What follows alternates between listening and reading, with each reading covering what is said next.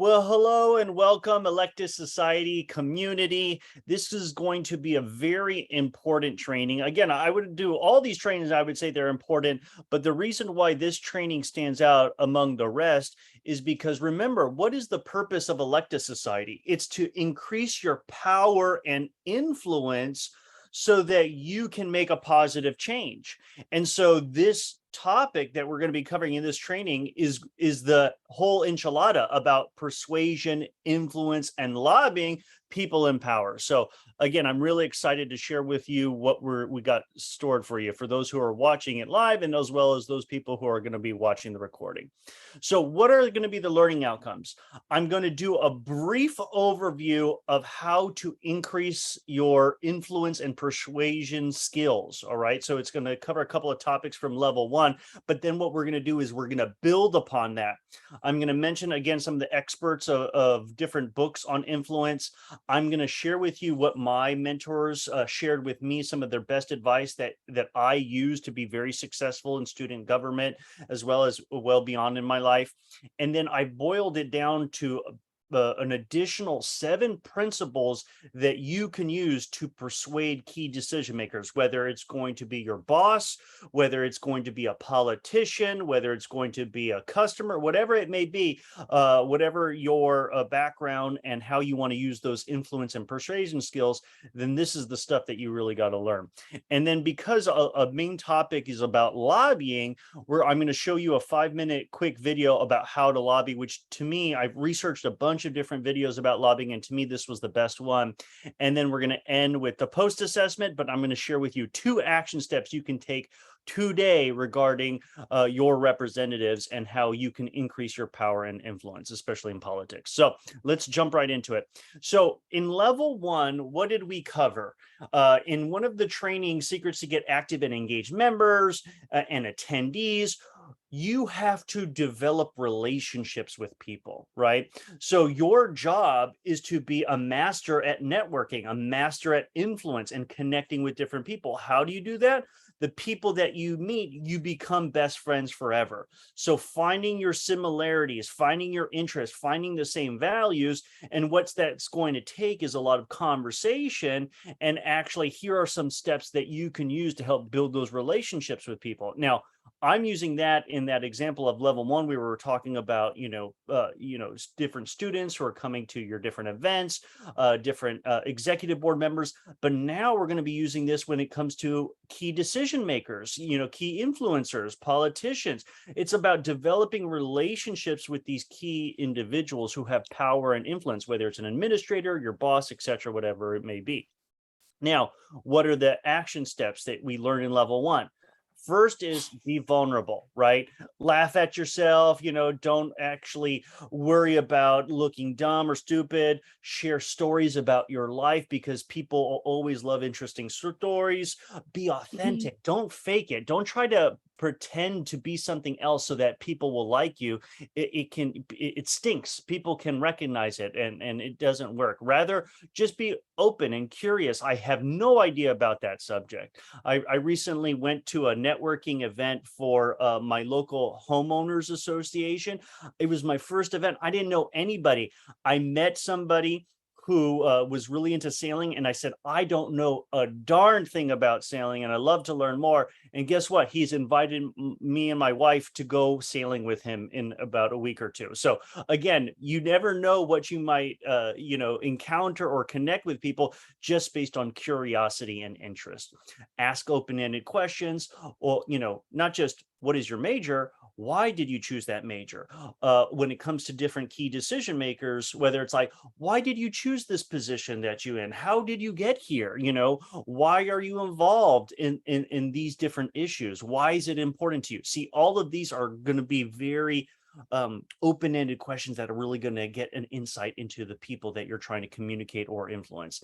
Ask for stories, right? Just tell us, what you got, tell me more about this topic.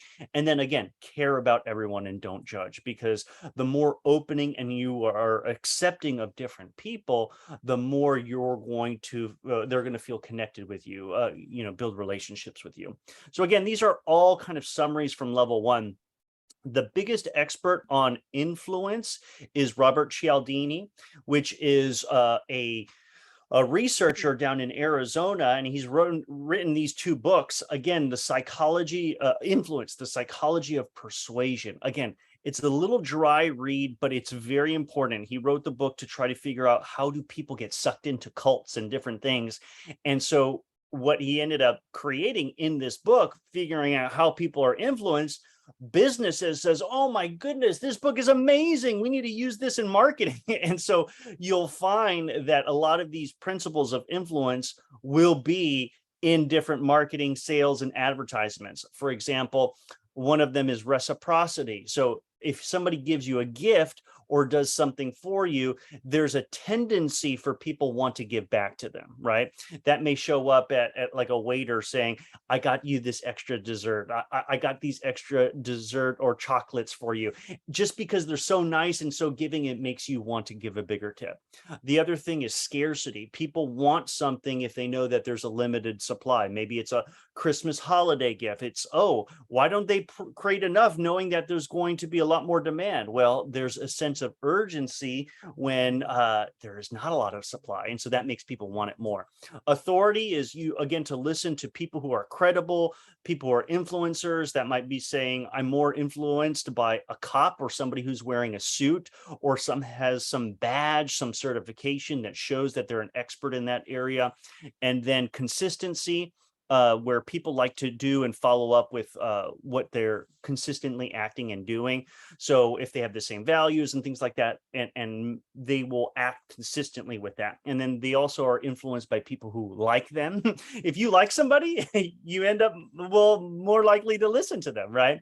And then the last thing is consensus. People really look around to other people to see what whether they should do something or not, right? And so as you can tell in all sales and marketing material, what do you see? Testimonies, right? What are other students are saying? What are other administrators are saying? So again, that's all part of the marketing and influencing different people. You can use those same techniques with respect to this and influencing key administrators or influencing bosses or things like that. I developed a close bond with the president of my college, and when my meeting with him, I asked him what is his favorite food, and he told me chocolate and oranges. And then what did I do? I bought him a box of chocolates and oranges. And because I used all the different principles in all this elective society training, I remember it's not just about the key decision makers, it's about all the staff. So I started to give out gifts to a lot of different secretaries, executive assistants, and they're like, chocolate, oranges. And I said, that's the president's favorite food, chocolates and oranges. And so I also got some extra, and here's one for you. Again, this was all about me using the ability to persuade and influence. They didn't have to do anything for me. I was just being kind, but guess what? They're more likely to think of me. Oh, think of how nice Tim is, how thoughtful Liv is, how gracious he is. If there's anything that I could do for him, let me help them. Again, these are just the techniques that I want all of you to learn to be very successful. The next thing is the second book, which is Yes, 50 Scientific Proven Ways to Be More Persuasive. So again, this is my favorite book out of these two because it's so much more interesting. He has so many more case studies. Each chapter is a little like tidbit of what you can do to be successful. And as you know, as I shared in level 1, my favorite story is they did an actual study where people were lined up to use a copy machine, and they tried to get somebody to cut in front of the line. And they said, well, if you give a person a reason why you need to cut in front of them to make a copy, it increases the chance of them saying yes. So it went from 60%, hey, can I cut to make a copy, to, hey, can I cut to make a copy because I'm in a rush and I have a dentist appointment and I really need to make a copy. They went from 60% to 94% success rate in getting that person to say yes. And my favorite part is they even tried using dumb reasons, which is, hey, can I please cut in line and make a copy because I need to make a copy. Like, that's the dumbest reason you could ever give somebody. but guess what? It had a 93% success rate. So how do you use this influence? When you're telling people, when you're making requests, give reasons why you're asking for this, why it's so important to you, what it means to you, all those other kind of things. That's going to make you much more influential. And so this training is also talking about lobbying. So how are we going to influence politicians or public officials on a specific issue? That's the actual definition of lobbying. But guess what? Lobbying could also be applied to different things. One of them is selling. Many times people talk about leadership as the ability to influence and persuade others. Well, guess what that is? That's selling.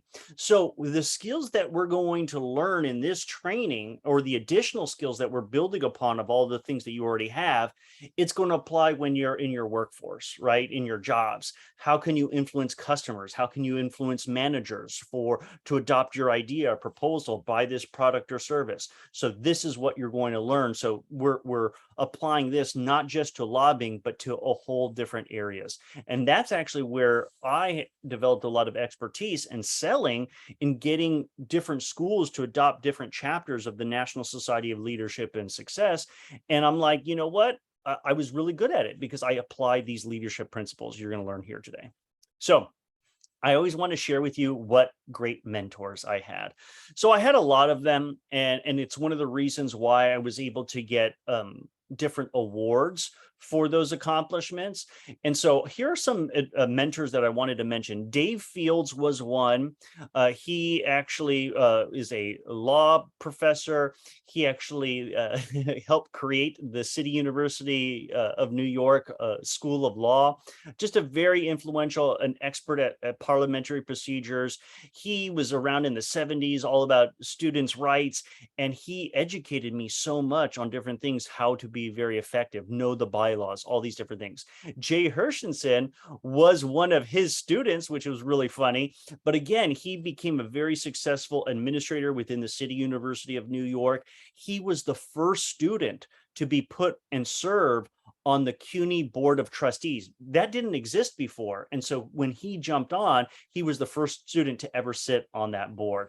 And again, it was one of the assignments that he did with Dave Fields when he was attending his class. So again, very, very interesting connection how all these people, again, Steve Kleinberg, Charmaine Worthy, also known as Charmaine Townsell, and many others. And again, I just followed this advice, and it really, really helped me to be more influential and get administrators and other people to adopt my agenda, the things that I needed to work on. But I'm going to go on a little tangent. I did a webinar. For many of you who may not know or remember getting an email about it, I posted it on YouTube. It's called Why Most SGAs Fail or Accomplish Very Little and How to Fix That. And I went through this whole video basically talking about how to be an effective leader, running the student government, but you can use the principles in that to apply to any organization. But the way I ended the presentation is, in the YouTube comments or section, the area underneath the video, I included a Google survey form that if you filled out and gave your feedback as a thank you message, you'll get to download a manual that I created for student leaders to make positive change. And what it was, I interviewed a lot of different student leaders on what they thought were the skills, the challenges, how to be successful. And guess what? I did in-depth interviews of my mentors. That means Dave Fields, Jay Hershenson, Steve Kleinberg, Charmaine Townsell, and I basically transcribed those whole interviews. Again, they were over an hour to 2 hours long, and it's in that interview is a gem of wisdom that's there that all of you can benefit right now. And don't worry, you don't even have to read the whole transcript. You know, I like to make everything easy for you as much as possible. Before you even jump into the interview, at the top of the interview, I created a summary, a bullet point summary of all the lessons to learn from this interview. So again, just very, very helpful. So please check that out if you're really curious on how these very successful student leaders, were successful, how they accomplished it, and what you can learn from them. So going back, I'll share with you just a little bit, right? A little taste of what Dave Fields taught me.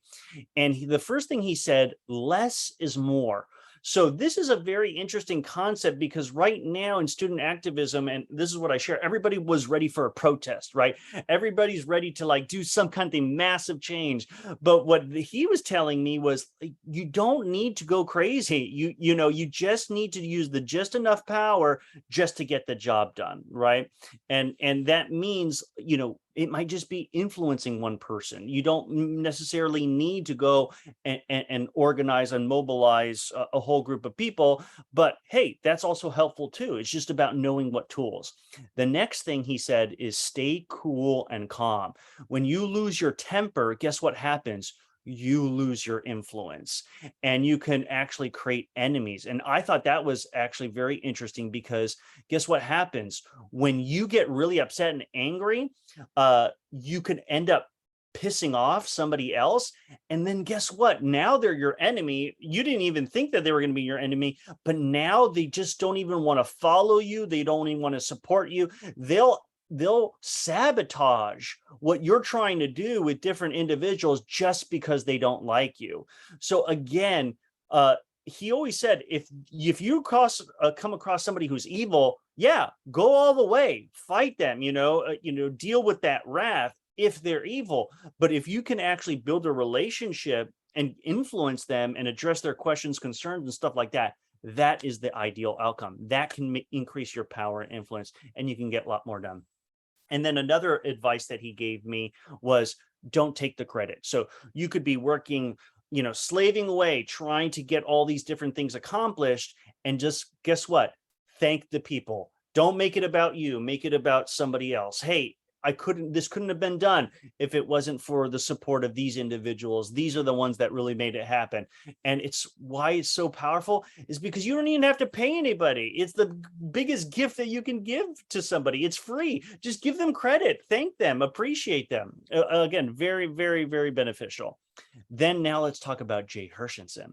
So he basically said, less is more. Oh my goodness, he's saying the same things Dave Fields was mentioning. So again, you're starting to pick up of the successful individuals. Success leaves clues, right? When you use little power to get a job done, then you create less resentment. Less noise gets the job done. Don't shoot a cannon to kill a mosquito. And I just loved it when he said that. And think about whether you're in student government or different jobs or different things. Most people want to go to the key decision maker and like, let me just go right to the top. And it's like, well, if you're going to the president of your college for your every single request that you may have or anything like that, they're going to get annoyed and tired of you. You have to know when to pull out the big guns, right? Know what to use in different situations. And he always was, Jay Hershenson was always a big fan of like military strategies. And he studied Karl von Clausewitz. I'm like, who the heck is that guy? Some Prussian military commander in the, late 1700s. And he had this quote, use whatever power is necessary to accomplish the task. So again, very, very powerful. And then the last thing, guess what? Same thing as Dave said, give credit to others. People love it. If it's all about you, then you're not going to be very effective as a leader, or you're going to be ineffective. So thank people, appreciate people, and you're going to start to see this in the different aspects of it. And then the last thing that I'll mention that Jay Hershenson mentioned to me, because again, now people want to do this all the time.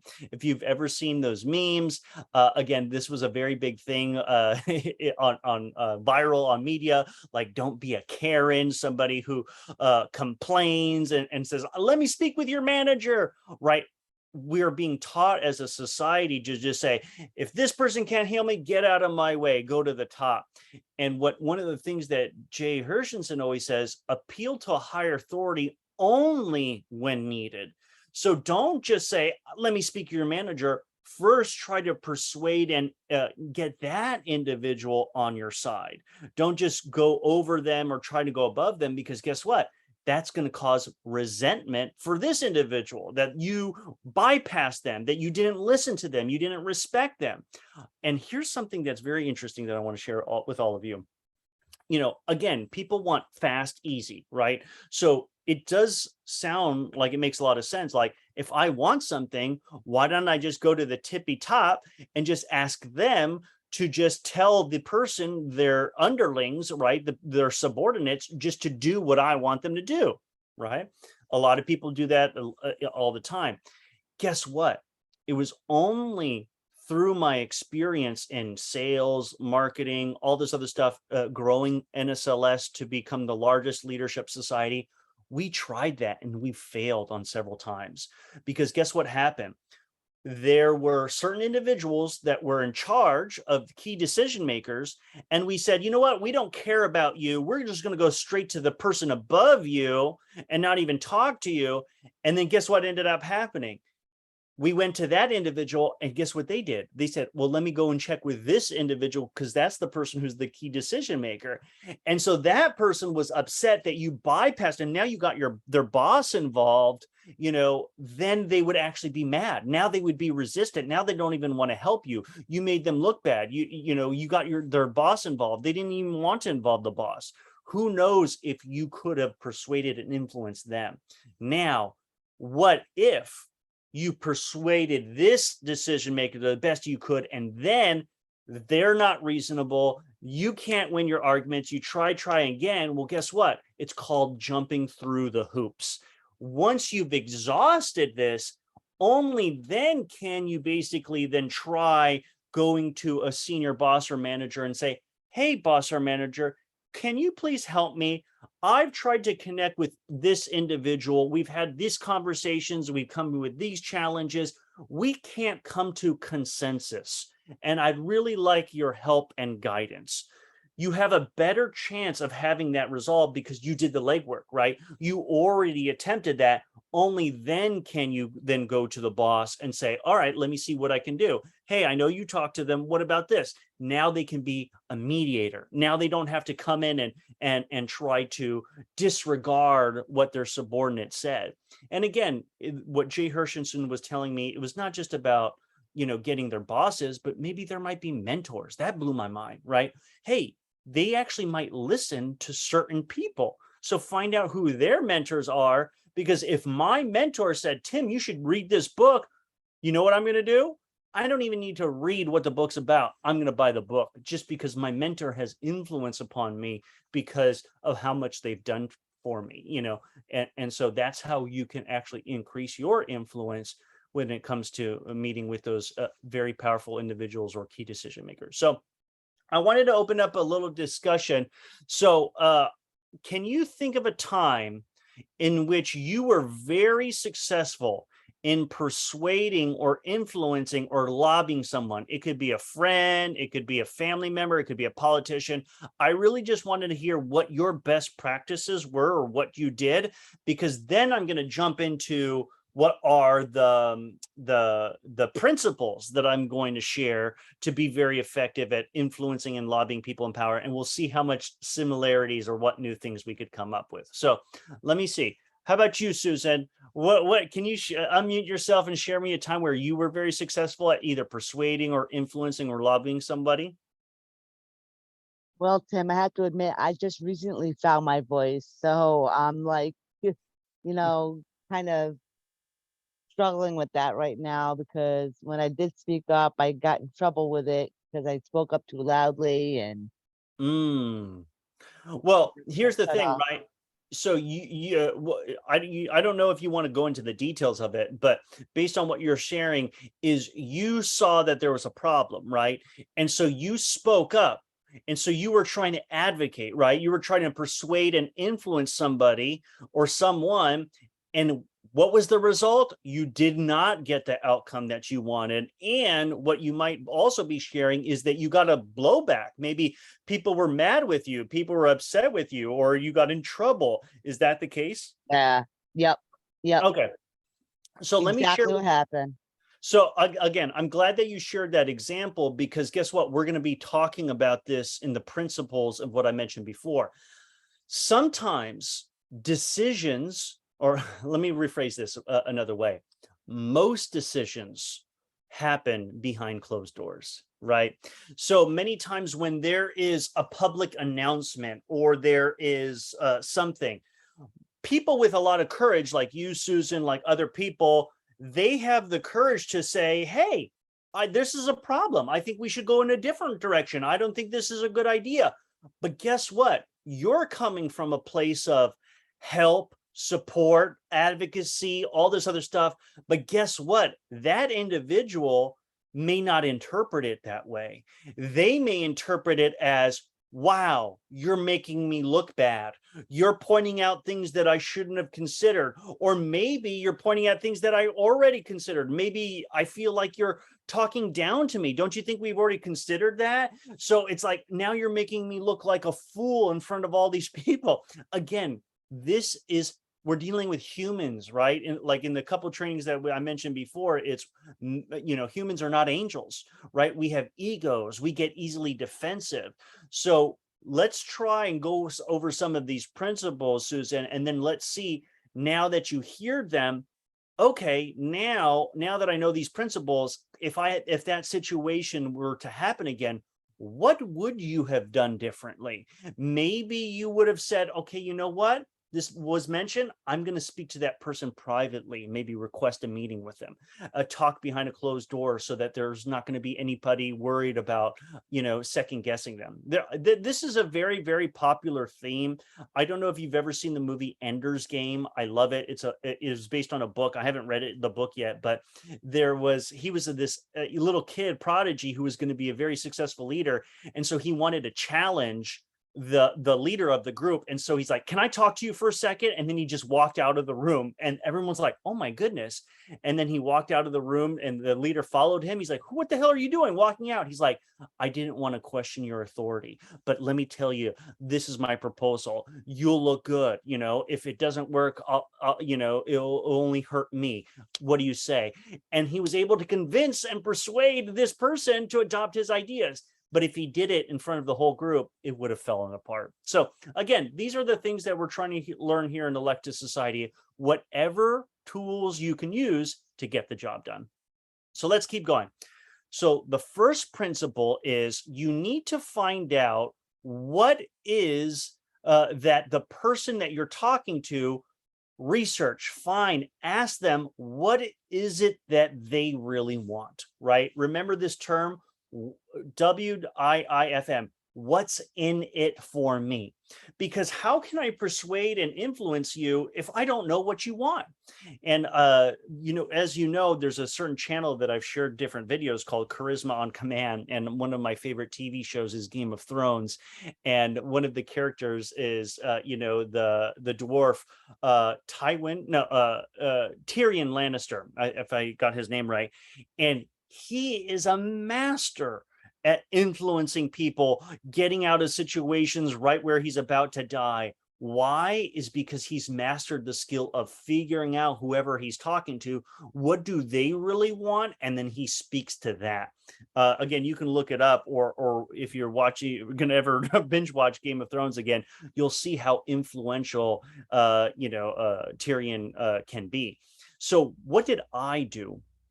When I was in college, I knew that I just got elected, and we figured out what were the biggest issues, what were the different things that we wanted to work on. And one of them was to increase the time in which students could actually eat, attend events where there wasn't any classes scheduled. It was called free hour. And so if I shared this story, it's worth repeating, but the reason why it was reduced was because one of the main buildings at Queens College, Powdermaker Hall, was closed down. And if you took all the building, that most of the classrooms are in, they had to change the schedule so they could actually fill in as much classes as possible with that building being down. But now it was reopening. So now was the perfect time to actually lobby. So what did I do? I researched. I said, I knew that I needed to persuade and influence the president of the college to expand the free hour, but what did the president of the college care about? So guess what? I went onto the website of my school.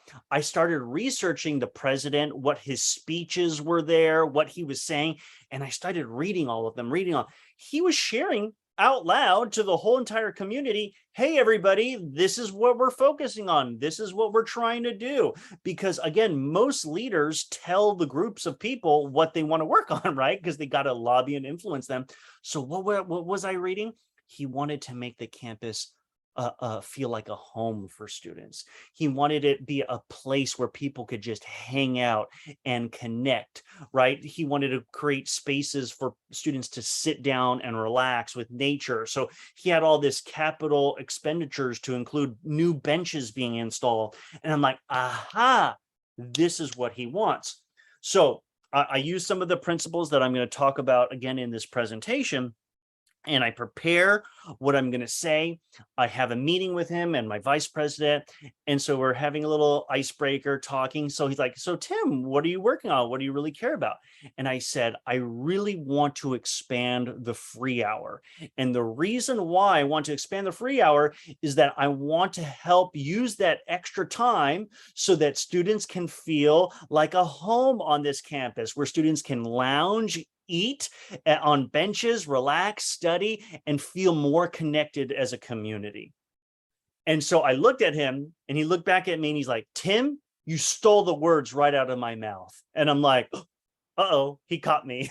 Like, am I in trouble? Like, I stole something? And then we just continued talking. He didn't make anything of it. Guess what happened? Because both of our interests align, he told me that there was a committee that I'm president of the student government. I didn't even know that this committee is meeting up to actually decide what the schedule is going to be now that Powdermaker Hall is open. So he appointed myself and my vice president to that committee. And so two students were sitting on there that we didn't know was in existence. And I stayed there meeting after meeting, like 8 to 10 meetings, advocating, expand the free hour, expand the free hour. And at one point it got really intense where they said, no, I guess we're going to have to reduce the free hour. I'm like, no, we came in here advocating for 2 hours. We're not going to accept anything less than that. You know, we need to do something. And because I drew a line in the sand, one of the administrators says, let's see if we can figure it out. And they were able to compromise, and we got a 75-minute free hour. And before it was 50 minutes. So by the time you got your lunch and like ordered it from the cafeteria, you had to go back to class. It was nothing. And so again, that's my legacy. And how did I do it? Is because I wanted to find out what was in it for them and how I could work together. So you can use these principles when you're working with different individuals. Now, with Google, you can find out almost anything, right? But what if you don't have Google, right? What if you don't know what they really want or what they really care about?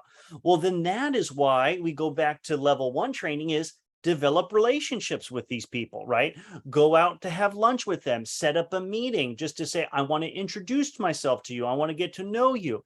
And here are the 3 most important questions you need to ask them, right? When it comes to like networking, in terms of figuring out what they want. Say, hey, number 1, what are your goals or objectives? And there's different ways to say that. You could say, what is your, what goals are you trying to accomplish this year? You know, what's your commitment? You know, what are the different issues that you really care about that you're trying to achieve?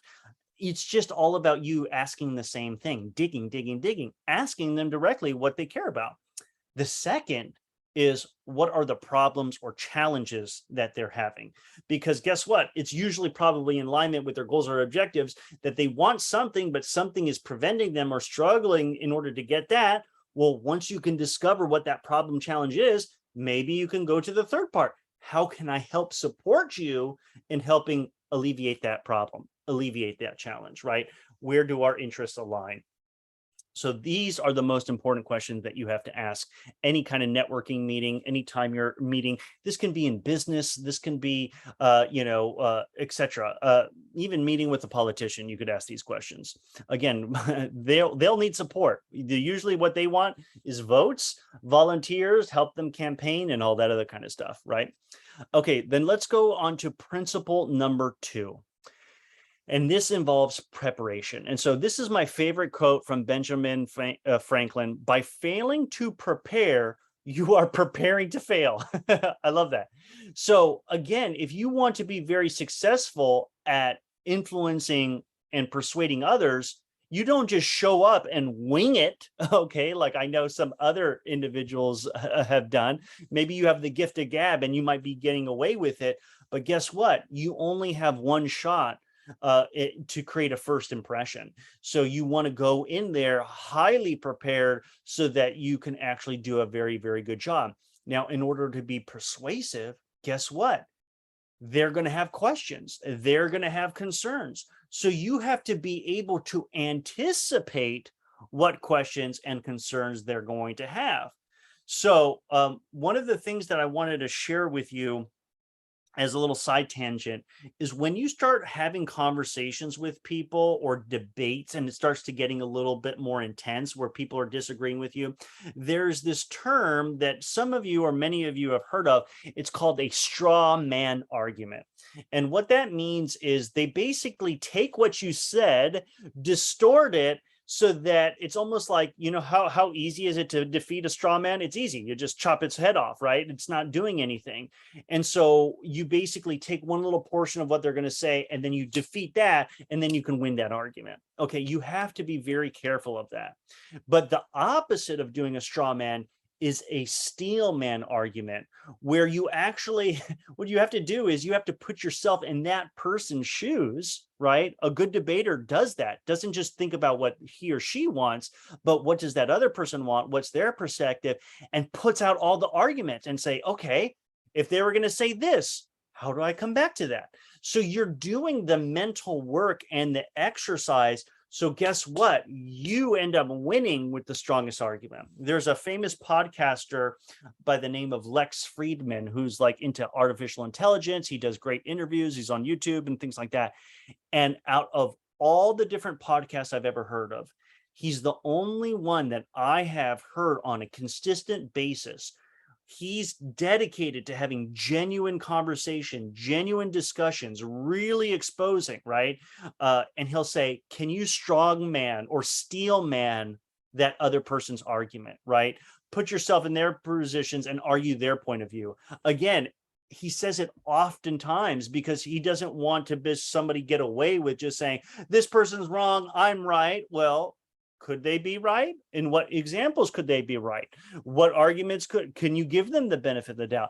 This is the mental exercises. This is the practice that you need to do so that when you have that meeting with them, you're a rock star. You're like, there's no contest. It's like you're bringing the sword to the fight, and they're bringing a little, a little paper cutter. That's what you have to do. And if you want to know what a straw man argument is, there's a famous interview with Kathy Newman and Jordan Peterson. I highly recommend you watch it. It was highlighted in level 1 when we talked about a charisma on command video where they talked about influencing people. Sometimes people will summarize what you're saying, but they'll distort. So what you're saying is, and then they make a completely different point to make you sound dumb or stupid or evil or things like that. And again, it's just something that you have to be aware of and be able to tell people, listen, I did not say that. Listen, this is what I'm saying. And just really try to get away from the emotion and the drama of it, because that person is looking for blood. They're not trying to understand anybody. They're just trying to win an argument. And that's not helpful for persuasion and influence. And then I wanted to give you all an actual example of what that might look like. So you have this little cartoon of this guy saying, and given my contributions to this paper, I think that I deserve to share credit with one of the first authors. And so what does this person respond by saying, so fame is more important to you than science, huh? That's sad. He's like, wait a minute, I didn't even say that. He's like, oh, so now you're saying I'm senile. So everything that this person was doing was twisted. Again, be very careful with individuals like that are trying to do straw man arguments and win debates and not actually win points, right? So that was preparation part 1. Preparation part 2 is, now that you've anticipated, write down all their questions, all their concerns, have answers to all those questions and concerns. Now comes time to the elevator pitch, right? The presentation. What are you going to say? Now, don't wing it, right? If you want to be effective, you have to actually write it out. Pretend as if you were speaking out loud. What would be every word that you say? Why? Is because why are books so well written? Is because the first draft is terrible. You don't say things as clearly as you want to be, and then you edit it, use better examples and things like that. And guess what? Once you distill it of something that's gold, Now you have to practice out loud so it flows, that it's very easy to understand. And you want to actually gather a partner or a friend to say, hey, can I practice this with you? Pretend that you're this person and I'm trying to influence you. Now you say, Tim, that's like a lot of work. Can you just like, go to the president's office and just, tell them what you want? I say you can, right? Or go to your boss. But if it's something that's really, really important, then you got one shot, right? In a split second, they can say yes or no, right? So, what do you think very effective salespeople will do before a presentation to a company? They've practiced it, they've rehearsed it, right? They know exactly what they say, the exact words to use, because they know that you can only create one good first impression. Okay.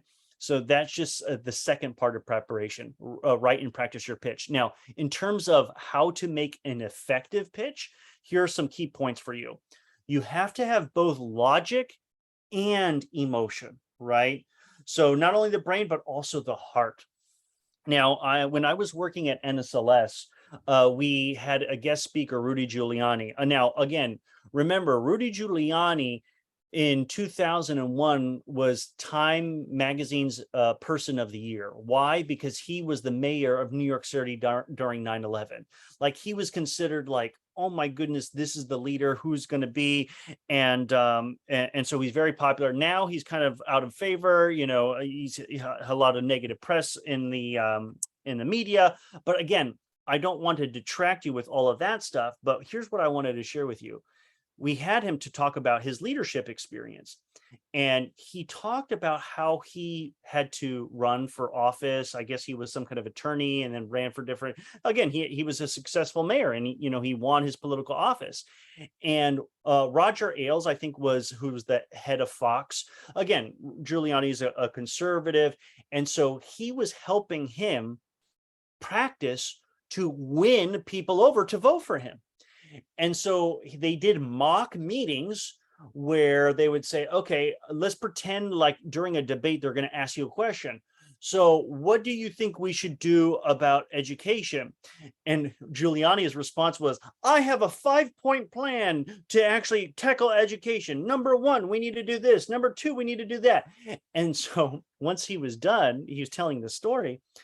Roger Ailes started clapping and says, great job. In terms of being a lawyer in a courtroom, you get a 10. In terms of being an effective politician, you get a 0. Again, I'm paraphrasing. And Rudy Giuliani is like, what? He's like, I don't care what your 5-point plan is. I need to know that you care first. Imagine a mom who has her children in school. You have to say, I have a child. There's nothing more important to me than my child's education, that they learn, and that they're in a school that they love, and that they're protected. So they need to feel you on an emotional level that you're going to care about their kids. And then Roger says, then once you say that, you can mention your 5-point plan. I don't care. All right. But he was basically mastering how to communicate and persuade and influence the different audiences. And that story never left my brain, because it's like, wow, humans are not logical people all the time. We're emotional people. And that's why there may be some kind of issue, and it's like for example, the George Floyd, we knew about police brutality, different issues and stuff like that, but it only took one story, right? Something to really galvanize and see and like on video, see the public attention to say, whoa, this is a much bigger problem. We need to do something. And people do this all the time. Politicians, presidents, whenever they're doing the State of the Union speech, what do? Instead of saying what they want to work on, they point out to somebody in the crowd, hey, this is the individual. This is the face of this movement. Let me tell you this person's sad story. And this is what happened. And we're going to help fix it. Again, because politicians know that you can't just win on logic alone. You need heart. with it as well. And so the same thing, when you're going to persuade and influence people, you can't just say this is the best product or services or you should do this. You need story, you need emotion, because that's what people are going to remember. And there was a famous book called Consolations of Philosophy, and they had this line in here, and I included it because I wanted you to remember this. It said this: arguments are like eels. If you've ever seen an eel, they're like slippery and gooey. You can't grab one because they slip right out of your hands. And it's like, arguments are like eels, however logical. They may slip the mind's weak grasp unless it's fixed there by imagery and style.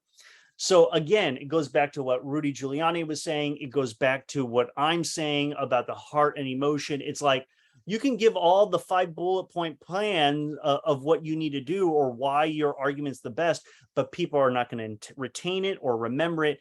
It's using story. It's using imagery. It's using your style, the way you express it. That's what's going to make your argument or your persuasion really stand out. And then the last thing that I want to mention about emotions, because I said, use emotions, it's about using positive emotions, not just destructive emotions. And if you've ever seen this movie, Inception by Christopher Nolan, I highly recommend you see it. It's very, very powerful, very, very good. Leonardo DiCaprio is the main character. And there's a line where they're trying to, put an idea into this person's head so that they can influence them. And so one of the team members says, why don't we put this idea in their head as a screw you to their old man, right? And it's like, that's a negative emotion. And what Leonardo DiCaprio says, it's like, no, positive emotion trumps negative emotions every time. We yearn for people to reconcile, for catharsis. We need positive emotional logic. So again, I thought that was very, very powerful, because you know what? How many times do people try to motivate and persuade by fear, right? They do it so many times because they know that it can be effective, but it can only be effective for a certain amount of time, right? And at some point you get tired of it. Enough of this, right? And so use that positive emotion to really actually transform and people, because even though I say that people are not angels, or that's what our founding fathers said, it's like, but I think that deep down inside, I think we're spiritual beings having a human experience. We want to do good, right? And if you can give us a reason, a positive emotion, that we're going to do something, again, along with the logic and everything like that, you're going to be much more persuasive. Okay, so let's go on to the next principle. uh uh, Hamilton, right? One of my favorite Broadway plays that you've all seen. Hopefully, it's on Disney Plus. If you haven't, I highly recommend it. There's this song with Aaron Burr, and he's so upset and frustrated because Alexander Hamilton, the guy who talks a lot, won't stop talking, he's very abrasive. He's going into a meeting with Thomas Jefferson and one of the other founding fathers, James Madison, and the meetings happened behind closed doors. It was to settle, hey, who's going to control the finances of the future of this country? And they did a backroom deal where they'll say, okay, we'll give you what you want if you can actually move the capital, instead of New York City, closer to Washington, D.C., right? Closer to the Potomac. And so he sings this whole song that says, I want to be where, where the in the room where it happens, because he's outside of that room. And so the reason why I bring that story up is it because when it comes to lobbying and persuading and influencing, if you try to show up, whether it's your student government, you're going up to the Senate, to the faculty Senate, trying to persuade or influence, or on the floor of the US Congress, trying to persuade your congressional different colleagues and all this other kind of stuff, guess what? They're not going to make up their mind at that very public meeting. They're going to make their mind behind the closed doors. So when I was working for NSLS, we were starting to have chapters all around the country. And what ended up happening is many times student organizations or student activities would need to vote, like a committee, whether or not they would accept our organization on their campus. And so the students would just say, okay, yep, I submitted my paperwork. Let me just, here's my fingers crossed, and let's hope that it passes. And guess what happened? Sometimes it didn't pass. And they're like, oh my goodness, they voted it down. And then they became devastated. And then they gave up, like, oh, the committee said no. I said, no, you have to understand, decisions happen behind closed doors. You need to influence that committee prior to them even seeing your application, that you want to meet with them and talk with them and tell them about this organization. And guess what? They're going to have questions and concerns, and that is your time to get their answer their questions and concerns, so that when they do happen and have that meeting, they're going to vote in favor of what you want. So it's all about lobbying, persuading, and influencing behind those closed doors. And I've seen terrible situations. Again, this was going back to my college experience, where a previous student government president was losing a vote. And guess what she did? Instead of being losing, she decided to tell all the students who were part of this faculty student senate meeting, said, get up, we're leaving, so that they can't cast the votes. And all the students followed her orders and left. And I saw the dean of students screaming in anger, like, what are you doing? Like, we're having this body, we're whole here to have the discussion. Guess what? She ruined her reputation. Her lobbying should have happened all behind closed doors. She should have known the votes before she even went into that Senate or that meeting, but she wasn't prepared. She just didn't want to lose, and so she was going to use whatever tactic. And it backfired, and that negatively affected her reputation, and that would be a scar on her legacy. So again, I'm sharing this all with you to see this is how the real world works. Okay. And if you want to influence people, do it behind closed doors, right? Do it before it even goes out into a public meeting or anything like that. And I'll share one more story with you with respect to that.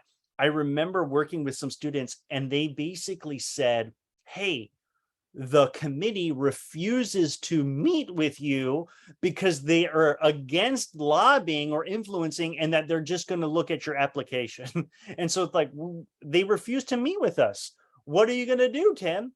And I said, well, listen, if they refuse to meet with you, you can't do anything about that, but all you can control is your sphere of influence. Why don't you send them an email and say, hey, I just wanted to know that you're a committee member. I understand that I can't meet with you. Thanks so much for reviewing my application. Here's a list of frequently asked questions that you may have questions to and have answers to. And here's some more information about our organization. I hope that you can please review it. And if you have any additional questions, reach out to me.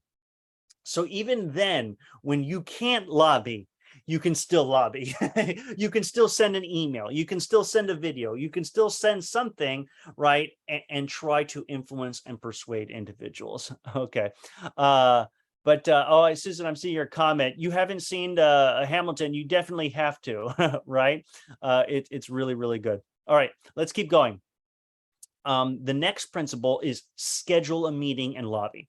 Now, sometimes people will show up randomly to your office, right? Or like, why can't I just go up to the key administrator? Why can't I just call them? You can, but my recommendation and tip is, if you do show up, if you do call them, don't say, hey, yeah, I only got 5 minutes. What's up? No, terrible idea. You cannot lobby or influence somebody in 5 minutes. It's a not respecting your time, your preparation, and it's not respecting them and their time. You would say, I'd like to schedule a meeting with you where we can put something on the calendar and we can discuss it. Right? That is the respectable way. Why?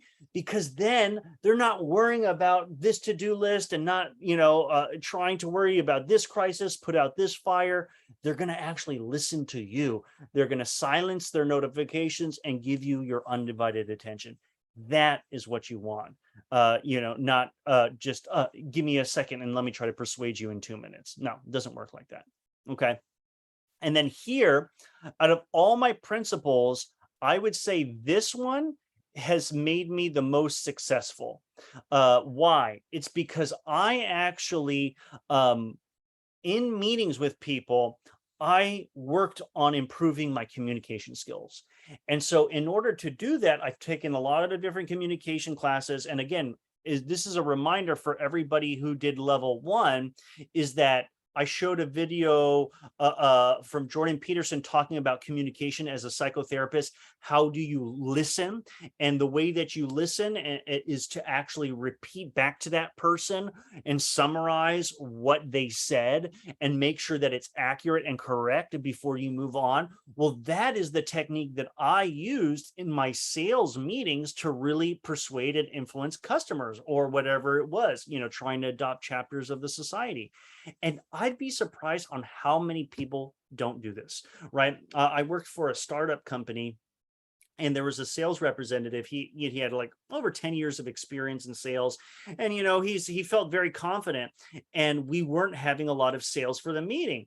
And so I helped them develop all the materials, like the marketing materials, and still there wasn't a lot of clients coming through. And I said, you know what, let me jump in and start listening to your meetings and see where I can add value and give you some suggestions. And guess what he was doing? It was the most common mistake that a lot of salespeople will do. When someone says, "Oh, I'm really worried about the price," or "I'm really worried about this thing," or we'll do that. Guess what they do? They say, "Aha, yes, well, we take care of that. Our price is cheaper. We can do a payment plan." They're just trying to answer the question or concern. And what I showed him was, I said, no, before you just jump in and give them the answer, they need to be acknowledged. You need to summarize what they're saying and make them feel that they have actually been heard. And he's like, "But Tim, that's going to waste time. Like, we don't have time for that." I said, no, it is the most important thing. Now, Chris Voss has the method where he calls it mirroring, where you just repeat the last three words or three keywords of what they said. That might be even a shorter way to do it. But unless you do that, how do they know that you're really listening to them or that they actually feel heard? So we did it and we practiced, and the person would say, "Yes, I'm really concerned about getting this product or this service." And so I said, "So let me get this correct. You're really worried about getting this product or service. Is that accurate?" And they're like, "Yes." So again, now they're saying yes, they're listening to me. They feel that I really listening to their concerns. And at that point, guess what I did? I wouldn't just give them the answer. I'd say, "No, that's a very legitimate question and concern. Let me ask you, do you have," and I'll give you a response to it, but "do you have any other additional concerns?" And guess what ends up happening? There was always more. And so this is why I included these two images. Of one was an iceberg and a well, and I think that they're very good analogies to use, is because guess what? When people are talking to you, they have so many different thoughts and ideas, and they're like an iceberg. So they may say, "I have this question," or "I have this concern," but that's only one of different many. Your job is to be the detective and really get the whole iceberg. Otherwise, you don't know what you're actually dealing with. And the way that I do it is, I imagine there's a well, right? So just when you thought that you answered their questions and concerns, you want to say, "Are there other concerns that you have? Is there something else that's worrying you?" And so, like a well, you go down, you pick water up, you dump it out, and you're like, "Is there more water?" "Yes, there's more water." "Yes, there's more water." You want to make sure that that well is dry, because only then can you fill it up with your knowledge, with your information, whether you are able to persuade them or not. And again, this is how this really works. And you'd be surprised. How can I be influenced if I'm so worried about this or this topic or this area? So this has actually served me very well. It's even served me well in relationships. I always love to tell the story of when I took a communication course, and my wife, if you've heard this story, forgive me, it's worth repeating. But I took this communication course, and at this time, my wife was very unhappy with her job. She was a vet tech at this animal hospital, and she was overworked, underappreciated. And so whenever she would come home and complain, I would say, "Hey, you know what?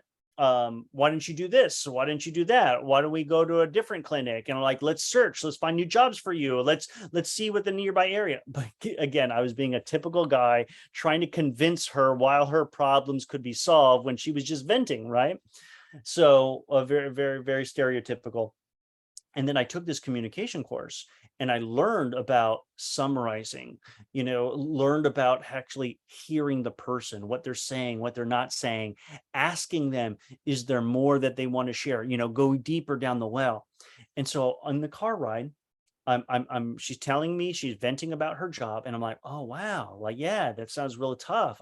That's crazy. And I'm like, is there anything else? And she's like, yeah. And then she would go then and say more. And I'm like, wow, what else is going on? And I would just keep going and just, kind of see if the well would go really deep, trying to use different words, instead of asking the same thing, like, tell me more. Right. And then once I said, is there anything else? And she's like, no, that's it. And then in my mind, I'm like, ha, now's the time to influence her. Now's the time to try to get her to apply to this job or that job. And something, again, I was listening to my quote unquote higher self. It said, like, Tim, no, don't do it. Just stay quiet. Just get her, right? Listen to her. And so that was it. And she's like, oh, okay. So then we went upstairs, because after we parked the car, and she said to me, Tim, that's the first time that I really feel like you really, really, truly listen to me. And I'm like, what? I had been together with her for almost, God knows, like 15 years. And now she actually says that I'm listening to her the first time. So again, this idea of listening is what's going to help you become more influential, much more persuasive. If you're talking to a key decision maker, you need to know what's going on in their head so that you can really influence them. How can I build and share with them this great solution if there's a whole series of worries and concerns that haven't been addressed? And I'm going to tell you one more thing. Don't do this, what most people do. They say, after they give their elevator pitch, after they share, do you have any questions or concerns? They lump them together.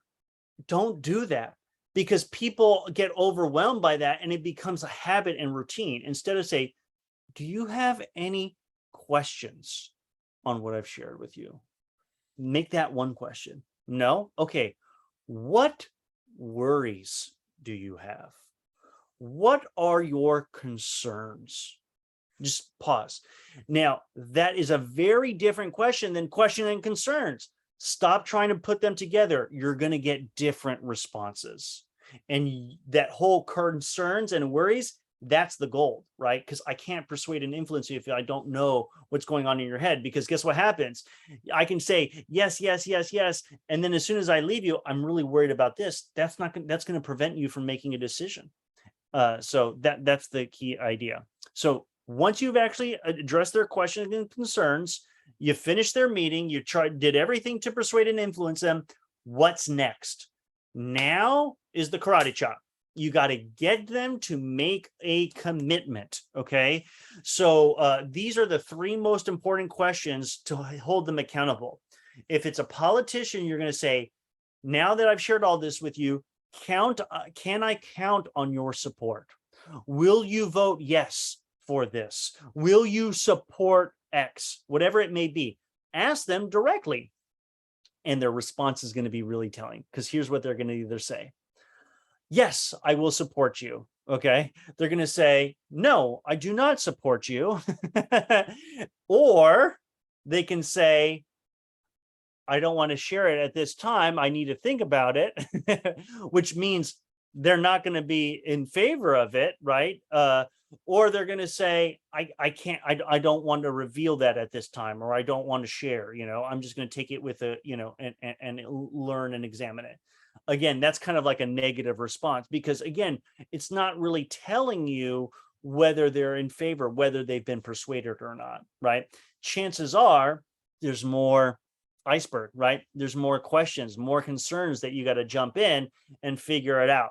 And that's the opportunity to dig a little bit more. Okay, I understand. You can't make a commitment to that right now. Can we set up another meeting? I'd like to follow up. I'd like to see what other things can I get more information for you, address any other concerns or worries that you have, right? Like, that's the digging. That's the time that you need to do it, right?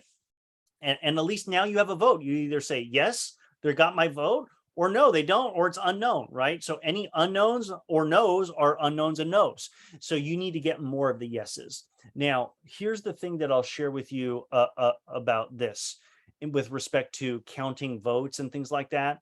Um, you know, now you're going to go into that meeting, whatever that closed door decision making meeting, you'll know what the odds are going in to actually count and make sure that they vote on your proposal. Now, sometimes when you're meeting with politicians, they're not the key decision makers. They may have one vote, but guess how government works? It's usually the leaders within that group are the ones that make the decisions. The Speaker of the House, right? The Speaker of the Senate, right? The majority whip, whatever it is, the Congressional Democratic Caucus, Republican Caucus, whatever it is, certain individuals hold the power. And so if you're meeting with an individual who you're trying to persuade and influence, who maybe has some power, you may just want to ask them, well, if you can't say yes or no, or you don't have the power to do that, can you at least commit to speak with this person about this? Can you share the feedback that I've given you? Again, that's all you want to do. You want to get commitment. Now, one more thing about commitment. If you ask them to commit, hey, will you support this vote? Yes, I will. Guess what happens? I'm making up this percentage, but 95% of the time, if they say yes here, going back to the principles of Robert Cialdini, right? Consistency. If they said yes here, chances are when they're behind those closed doors or they're casting the vote, they're very, very likely to say yes here. So that's also why you want to get them to make that commitment, because you're following that consistency principle. If people say yes, they're more likely to do that. And I do that here with Electus Society, whether it's from level 1 training, where I mentioned to you about if you want people to attend your events, you basically say, are you going to come? Right? Are you going to attend? And if they say yes, maybe there's a 60% chance they might come. But if you didn't ask them to begin with, then you're just throwing it up to the wind that maybe 5 or 10% chance that they'll may actually show up. So again, these are all the principles of influence and persuasion. And then the last thing is, even if it's a no, if it's not right now, right? Like, I still need to think about it. Guess what? It's still a victory if you say, can I follow up with you? Can we schedule another follow-up meeting? Because no just means no, not right now. I always love to tell the story when I asked my girlfriend, now wife, to give me a kiss. She said no, right? But I was persistent, right? When I asked her to go out with me and she broke up with me, she said yes, and then she broke up with me, and then I was persistent. I said, will you go out with me again? She said yes, right? So again, there is something to tenacity. There is some, as long as we respect people in their privacy space and everything like that, giving that disclaimer, you can turn things around. And there's many success stories of people who just don't give up and do that. So right now, I'm actually want to share with you a video that is a very, very great video to teach you about lobbying. So what I'm going to do is I'm going to exit out of this. I'm going to play this video clip. And right now, I want you to watch it and learn about lobbying. Okay. Congrats on taking the very first step to building power by showing up. It's so good to meet you. Now, what makes a strong grassroots lobbyist is speaking from the heart on issues you care about. You need to come prepared. Do you have a plan? That's okay. I do. And the next time you come, you can use these tips to becoming a strong and effective grassroots lobbyist when meeting with elected officials. You ready? Let's go. So whether you're in Annapolis or back home in a meeting with your school board member or county official, you need to be prepared. Definitely more prepared than you are now. First thing you got to do is schedule an appointment for your lobby visit. Lucky for you, I took care of that a few weeks ago by calling the legislative office and asking for a scheduled appointment. Now, you can get lucky if you drop in, but if you really want some quality time with your elected official, you should call 1 to 2 weeks in advance. Homework time! You should do some research on the elected official you're going to be meeting with. Things like personal interests, social affiliations, and some professional background. These facts will come in handy when you're making your ask and building a relationship. Hey, pay attention. We need to make a meeting game plan. You shouldn't be the only one talking in that meeting, Chatty Cathy. You need to have a schedule, and everyone needs to have a role. Every lobby visit needs a meeting leader, someone to run the meeting and keep everyone on schedule. The storyteller is the human face of the issue. You need someone to make that ask of the elected official to support a specific action or legislation. The note taker records what is said. You never know. Maybe the elected official will share some important intelligence with you. And finally,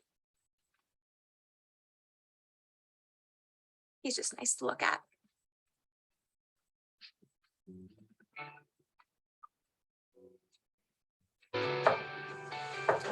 Finally, did you get lost? Come on in, have a seat.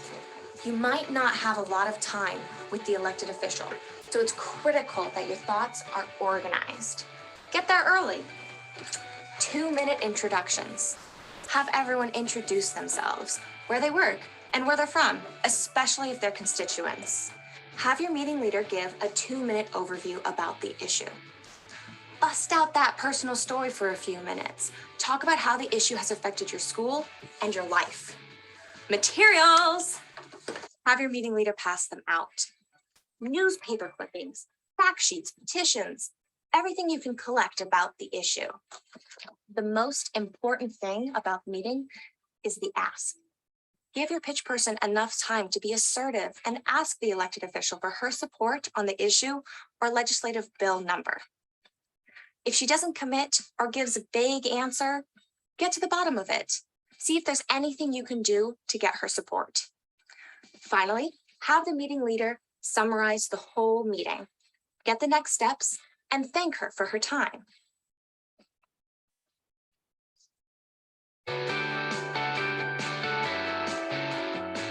Remember, when you're in your appointment, don't let the elected official run the meeting or stray off topic. You're there for a purpose. You gotta make sure you have enough time to make your ask. Maintain a polite and respectful demeanor at all times. There are no permanent friends and no permanent enemies in this business. The door has to remain open at all times for future issues. Cream?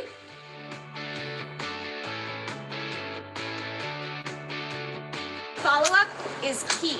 Clarify in the meeting who's going to follow up and when, and if there's any other information that the elected official might need.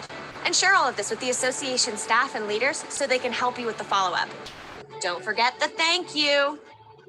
If you really want to be a good grassroots lobbyist, a handwritten note is the way to go. It's all about making a lasting impression. You got it? Great. Looks like you took some awesome notes. Now go build some power for your students and your profession. All right. Now, again, a little cheesy, but who doesn't like a little cheesy, right? So I just, in hearing that video, one of the things that I really hear is a lot of these principles that we've already covered in this training, right? You have to do that research like that in the video. She mentioned that you have to prepare, right? What are the questions and concerns? Do you remember how she kept saying, share your personal story, right? Because that's the logic and the emotion, right? The packet was all the logic and all the data and the figures. The emotion was the personal story. You need to do both, right? And then write your pitch out, what you're going to say. And she said something really interesting where she's like, stick to the agenda. Sometimes politicians will take over the meeting and not want to talk about the issue why you came up to speak with them about. I've been there. I've seen it done where one politician, this was when I was in college and we were talking about lobbying higher education, there was like 15 students in the room. And guess what? The politician just spoke the whole entire meeting, just telling about their life story, telling about how they were college students. And again, it was, they didn't want to talk about the issue, or they were trying to persuade and influence all of the constituents how awesome they were. But it wasn't an effective lobbying meeting because they didn't get to hold that politician accountable to say, here's the things that we want to share with you. This is our agenda, et cetera, et cetera. Now, you don't have to be rude or mean. I've done several lobbying meetings where I allow them to share, because guess what? Remember Stephen Covey principle, first seek to understand, then be understood. I'd rather them just talk first, and just then politely say, hey, well, we have an agenda we prepare. We love to cover those materials. And then they can wrap up what they need to share and say. Then I jump into my points and what I'm trying to get across, right? Decision happens behind closed doors, schedule the meeting, then do the lobbying, summarize, acknowledge those concerns, and then get that commitment. She even said that in the video, get them to commit. Will you support this? Will you vote for this? And if they don't, dig deeper. Why is it that you don't want to? Let me do what I can.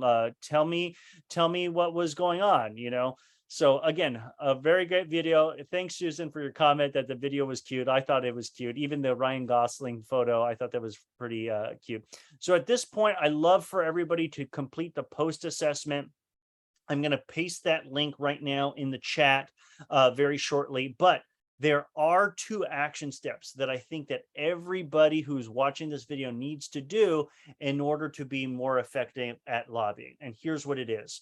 Right now, I would like, as your homework assignment, your action step is to go to ballotpedia.org. If you just Google Ballotpedia and type in the words, who represents me, this link will pop up. And then what you're going to do is you're going to type in your zip code or your address, and you're going to see all your state senators and things like that. Watch, I'm actually going to show it to you right now. So this is Ballotpedia. Right? It goes right to the link. I'm going to put in my zip code 11050, and then they want me to put my email. Okay, fine. And guess what's going to happen? They're going to give me all, or at least most of my representatives. Okay. So as you can see here, continue with the zip code. Look, it says in terms of Congress, U.S. Senate, I have 2 senators because I live in New York, Chuck Schumer and Kristen Gillibrand. Now, when it comes to the House of Representatives, right, my Congress, Tom Suozzi is my current representative. But guess what? Not only do we have the federal government, we have the New York local government, right? So in New York, we have both our Senate and our own version of a House of like representatives, the assembly. So here it's Anna Kaplan's my person, and then Gina Saletti is my assemblywoman, right? Now, again, these are some other positions like the governor, etc. Now, this is not everything. I actually live in Port Washington, which is part of the town of North Hempstead, and so I have my own council member, but this is just on a high level. So here's my request for all of you to do 2 action steps. First, number 1, go onto this website, click on these different individuals that represent you, right? And what I want you to do is go to their official website. And once you go to their official website, you can sign up for their newsletters, whatever it may be. And because that's what you're going to do, is to stay in contact with them, right? But also do this, figure out where their office location is. So for example, I live on Long Island. So this would be my Melville office, would be the closest one to me. What I want you to do is go into your phone and put, I put honorable, even though some of them are not really that honorable, but just HON dot to easy for reference. But you can actually put lobby or whatever it is so that you can easily find them, and just put, whoever your senator is, Chuck Schumer, and put the local number in your phone. Now, why am I telling you to do that?